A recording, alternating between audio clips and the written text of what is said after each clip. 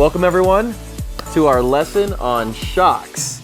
We've talked about your spring spacers, we've talked about your springs, and now the next component, or a component that needs to go with these, is shocks. Absolutely. So let's just dive right into your most like basic of basic upgrades. So, I mean, on the shock level, Yeah. you know, the most basic upgrade that you're going to find is a twin tube shock. Pretty much every company makes one. Okay.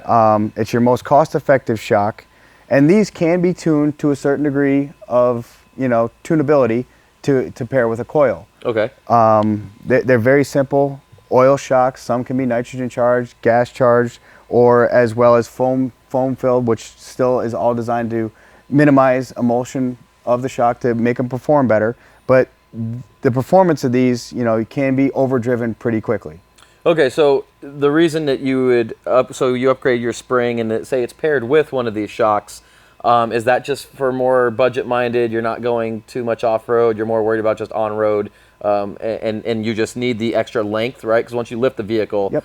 and we should start there actually. Is that once you lift the vehicle, you got to think that shock becomes extended, and sometimes just isn't long enough from the factory. So you have to go to a longer shock Yep. to match the higher spring. Yep. And that's where we're going to start. So you go to a 2-inch taller spring, you now need a shock that has 2 more inches. At least built 2 into it. inches of travel, if not more. If not You more. know, there's certain coils out there that will offer you, at a low lift height, a lot more travel, and you can take advantage of that by pairing a shock collapsed at extended length to match coils. Okay, so the benefit of your monotube shock here is going to just be price and ease. Functionality, ease of service. There's no maintenance with it. You know, Okay. when it's done, it's done. You throw it away. You go get a new one. Okay. You know, and they do have a degree of tunability with them that Okay. can match a coil to provide somebody with obviously more travel and a good off-road or a good on-road ride and a better off-road performance as compared to a factory shock. Okay, and yeah, no, and what he just touched on there was the pairing. Correct. So when you buy a spring kit, you can maybe, I don't know, say you find somebody selling springs and there's no shocks with it, or you can buy shocks separately and you're like, well, I don't like the color of that shock, so I'm just going to go, I don't know, my vehicle's red, so I want a red shock. Yep. Or something. Yep. But the problem is now you're taking somebody's unknown shock with unknown valving or tuning Yep. and putting it with a spring.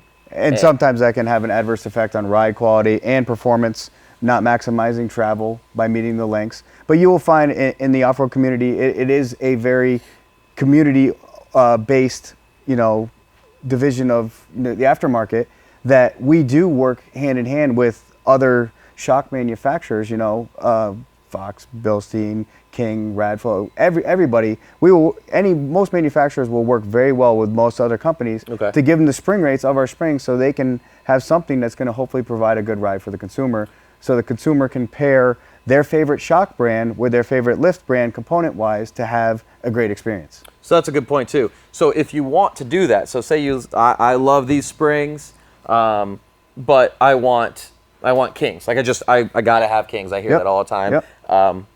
Don't know. I mean, it is what it is. Yep. But so the best thing to do is to actually call the company and say, hey, this is the spring that I'm running. And generally they'll have those rates, or they'll get with the rock crawler and say, hey, what are your spring rates on this? Yep. And then they can either build and or just sell them the proper one. Proper tune shock built to approximately the proper length, and the customer has a great experience. So that can be done. So don't be afraid to send an email or pick up the phone and call Rock Crawler.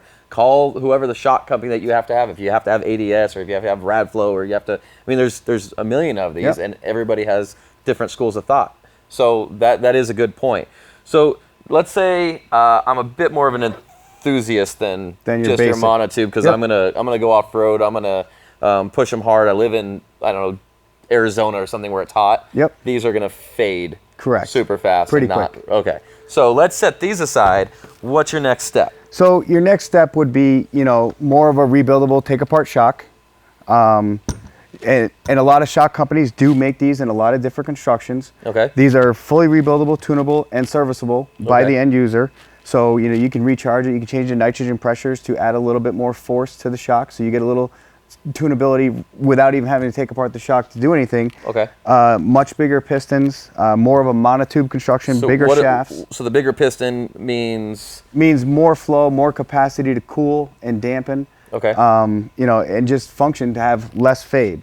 And this is an emulsion shock, meaning it does not have a remote reservoir on it, which will have air mixing with the fluid, so it will fade out faster than something like that, which will have a remote reservoir and a floating piston. Okay, so as this is working, collapsing and doing all its thing, you said something about air with the oil, so it's heating up more quickly when that's happening.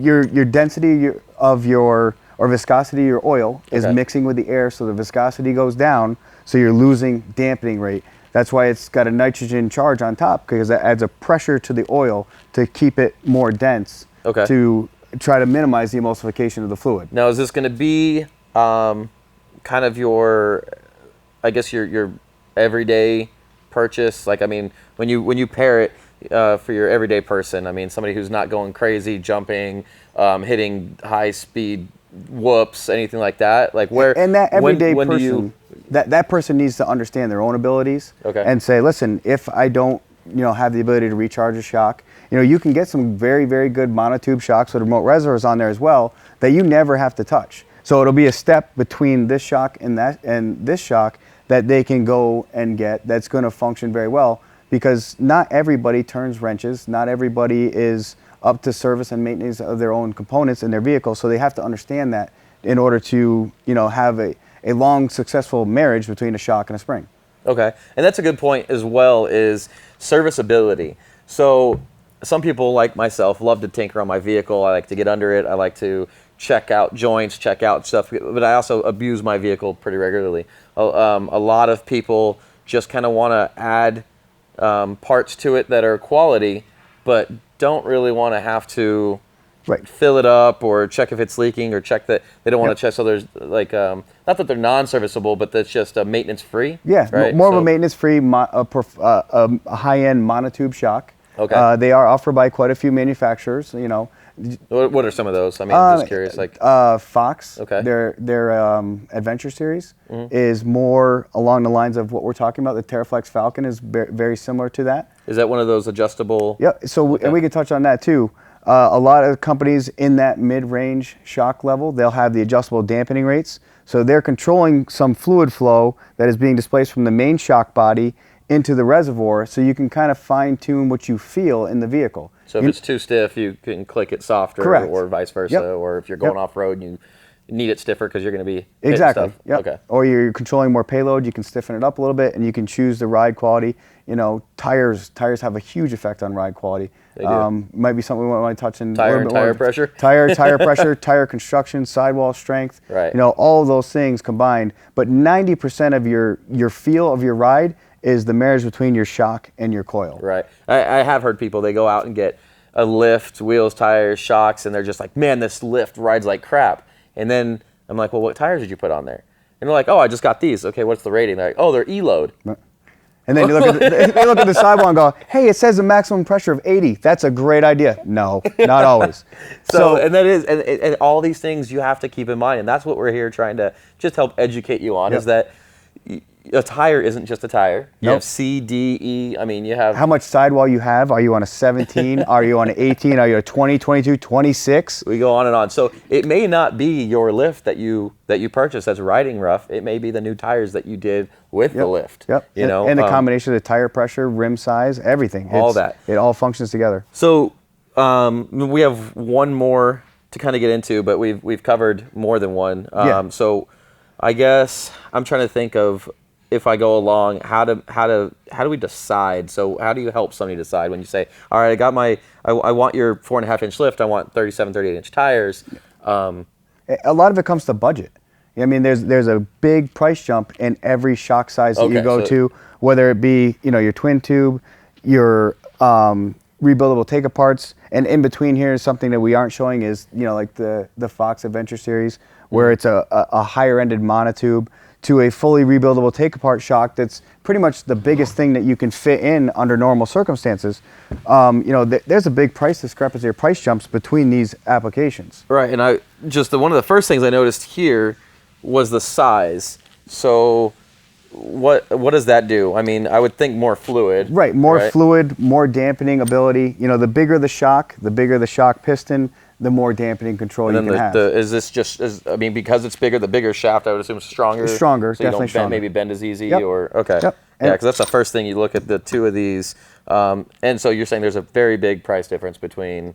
Yeah, this is like $225 and this is $489, somewhere in that range. So every time you jump, and when you have to talk about getting 4 of them, it's a big incremental jump for your build. Gotcha. And you have to determine, do you need this? Do you need this level of performance or rebuildability for what you're doing with your vehicle? Right. If you're never going to use it.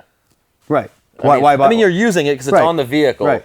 But if you're not using the performance aspect of it, you don't need to pay for it. Right. You have other things you're going to want to get for your, with your money for your build. Put your money elsewhere. It's best suited to meet your needs. Okay, so being that this one's bigger around, you've got the remote reservoir, you got extra fluid, it's not going to heat up as much. What are the differences? Like, when would you personally, or when would you request that I would step up or pay the difference between this guy here and this? Like, is this more just race application, or is this, because I do a lot of rock crawling, but now with the Hemi, I want to do high speed. You want to go fast. I want to go fast, and I'm finding very quick not drawbacks, but I'm finding the weak links really quick as soon as you start bombing down the desert. So one thing that works in rock crawling may not work for high speed and vice versa. So when it comes down to that, obviously when you add the remote reservoir, you're adding a floating piston in here which separates the nitrogen charge from the fluid. You get extra fluid capacity, extra cooling capacity,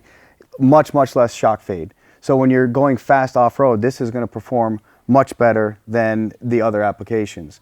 But will this perform in rock crawling? Absolutely. It depends on the tuner of the shock to figure out if it's going to work well with the spring and your build and in those given conditions. Okay, so when do I step? So like you said, this is almost this is double in price. Right, and it's double in capacity. So for these guys out here, so they're thinking, okay, I do like to go fast in the desert, but I mean, we're usually talking dirt roads, forest service roads. I mean, that's fine. You're not really working. No. You're not really working. You're talking big whoops. Big whoops. You're talking getting after it. Completely getting after it. You're talking if you messed up, you're jumping or rolling or something. And unfortunately, this is one of those things that a consumer has to learn about their build and their driving habits. Will determine what shock will actually function well for them. Right. You'll see people that will go, because speed is relevant on those conditions. If you're really going to get after it, you're going to want a bigger shock. But if you're just going to take it nice and smooth, the smaller shocks are going to be perfectly fine for their applications. They don't have to drop every penny they need on shocks. Right. But you also don't want to buy them twice. Right. Well, or 3 times. This is a learning curve. It is. Especially when it comes to shocks. It's a huge learning curve. You'll see people with iterations on builds, and for them to choose a middle ground to start is usually really, really smart choice. Right, and it is, like you just said, so middle ground. So really got to figure out what you're going to do. If you're into overlanding, you're taking things slow, you have a heavy rig, well, that heavy rig is going to need a little bit bigger of a shock. You're not going to be okay with just a monotube, basic off-the-shelf one. You're going to want, I would think, actually, you're going to want something that you can change the valve. Adjustable dampening rate would be nice. Right. So when people talk about, the tunability of a shock, the valving is built into what's called a valve stack. Okay. What they're actually adjusting with the adjusters is the fluid flow between the body of the shock and the reservoir. Right. So you're not typically adjusting valving as much as you're adjusting feel of a shock. Gotcha. Okay. So really, you got to figure it out. If you're on road all the time and you're just going to hit the dirt, you can stick with a a lower end shock that's more budget friendly. Right. Get one that's go with a smaller body shock with the features of the adjustable dampening rate. Right. That'll meet their needs very well. When you start really becoming aggressive off road, then you're going to start looking at the physical size of the shock and its dampening capacity to figure out what it does. There's a lot of constructions that are different. Some people use all aluminum construction, such as us. Fox also does the same thing. Some are using steel bodies that are cadmium plated. And what are the aluminum dissipates heat more? Aluminum dissipates heat much faster. The hard anodized aluminum bodies won't rust or corrode. Cadmium plating can come off, and then you're left with a steel body that. So you want to make sure that you're buying something based on where you live. Right. As well. Your environment also plays an effect in what shock you want to choose. Right. So if you're somewhere down south, you don't have salt on the roads and stuff like that. You maybe, but you have heat down there. So right. I mean, you really want to look at all these components. Absolutely, and take your time and choose wisely, and talk to the manufacturers, like you said. They're going to be able to give you the best information possible. Right. All right. Well, I'm still learning more and more. We don't have that in-between one that we were talking about, but that seems to be a really good place for people to start as far as if you're not an enthusiast that's wanting to always be tinkering with your vehicle. If you want something like a set it and forget it type of thing. Yeah. Simple adjustment clicks, are very easy. Those are monotube shocks, so there's really no maintenance. When it's gone, it's gone. You throw it away and you start over again. Gotcha. And they range anywhere from high 200s to, mid 3s. Okay. For those shocks. Right. That's the budget side. All right. Well, I hope you guys are learning as much as I am right here. I mean, this is all actually amazing stuff. Pairing stuff is very, very important. Pairing the shocks with the springs, depending on your spring rates and the different manufacturers. But this just goes to show that you don't have to buy everything from one company and just be like all in. You just have to talk to the other companies that you want to work with. And make sure you're getting a good pairing. And that also reflects on tires, wheels, the entire build, your entire thought of vision of where you think your vehicle is going to go is very important. All right, well, thanks for joining us today on Shocks.